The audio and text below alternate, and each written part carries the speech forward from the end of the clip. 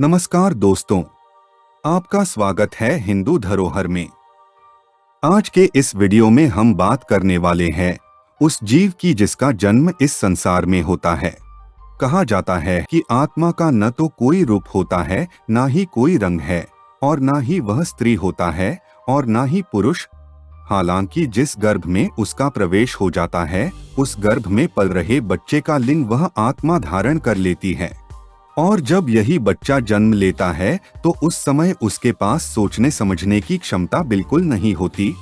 ना तो वह किसी को जानता है और ना ही पहचानता है, और गर्भ से बाहर आते ही तुरंत रोना शुरू कर देता है। पर वह रोता क्यों है? क्या वह उस वक्त तकलीफ से गुजर रहा होता है, या फिर कोई और कारण है जिसे हम मनुष्य समझ नहीं पाते? आज के इस वीडियो में हम इस विषय पर विस्तार से चर्चा करेंगे। प्रत्येक धर्म में बच्चों के रोने के पीछे का अलग अलग तर्क दिया गया है, लेकिन इस वीडियो में सबसे पहले हम वैज्ञानिक तर्क जानेंगे और फिर हिंदू पौराणिक कथाओं के अनुसार जानने की कोशिश करेंगे। यदि हम बात करें वैज्ञानिक दृष्टिकोण की, तो स्त्री और पुरुष के यौन संबंध बनाने के उपरांत स्त्री के गर्भ में एक नए जीवन का आगमन होता है। गर्भ में आते ही उसका अपने माता से संबंध स्थापित हो जाता है, लेकिन वह अपने नाक से सांस नहीं ले पाता और न ही वह अपने आप कुछ खा पी सकता है। उसके शरीर की सारी जरूरतें उसकी माँ पूरी करती है, क्योंकि उस बच्चे का शरीर अपनी माँ से एक गर्भनाल के द्वारा जुड़ा होता है। और तो और यह बच्चा एक पतली सी झिल्ली में पैक होता है, जिसमें विभिन्न प्रकार के तरल पदार्थ होते हैं जो उसके शरीर को सुरक्षित रखने का काम करते हैं।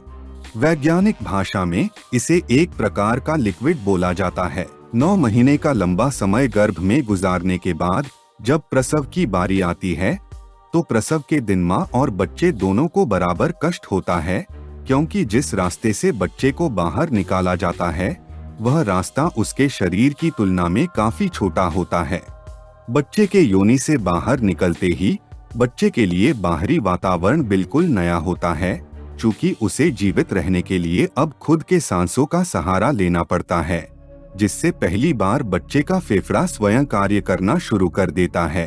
परंतु फेफड़े में गर्भ के अंदर वाली लिक्विड अब भी भरी होती है, जिसे बाहर निकालना डॉक्टर के लिए बहुत ही जरूरी हो जाता है। इसलिए बच्चे के बाहर आते ही डॉक्टर उसका गर्भनाल सबसे पहले काट देते हैं और फिर बच्चे को उल्टा करके लिटा देते हैं, ताकि उसके अंदर की लिक्विड आसानी से बाहर निकल आए। जैसे ही लिक्विड पूरी तरह से बाहर आ जाता है, बच्चा खुद से श्वास लेना प्रारंभ कर देता है, जिससे उसको कष्ट का सामना करना पड़ता है और वह रोना प्रारंभ कर देता है।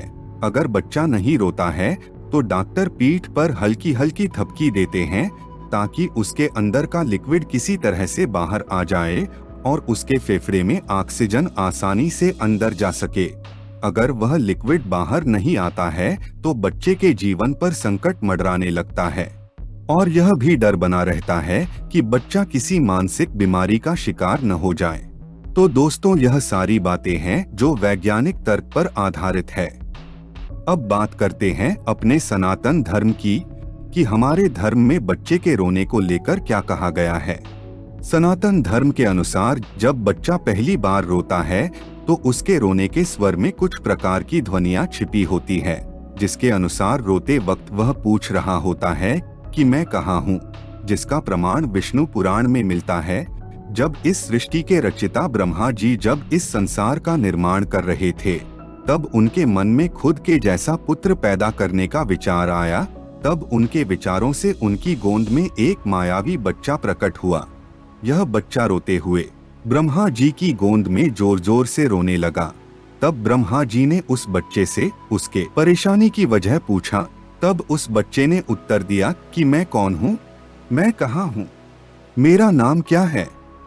इस बात को सुनकर ब्रह्मा जी थोड़ा अचंभित हो गए और बोले, पैदा होते ही तुमने रोना शुरू कर दिया, इसलिए आज से तुम्हारा नाम रुद्र रखता हूँ। ऐसा माना जाता है कि इस बच्चे के जन्म से पहले किसी बच्चे ने रोना शुरू नहीं किया था, इसलिए पुराणों में मान्यता है कि तभी से जन्म के बाद बाकी बच्चों ने भी रोने का नियम बना लिया, और तब से लेकर आज तक यह मान्यता आज तक हमारे सनातन धर्म में प्रचलित है। धन्यवाद आप सभी का इतने ध्यान से सुनने के लिए।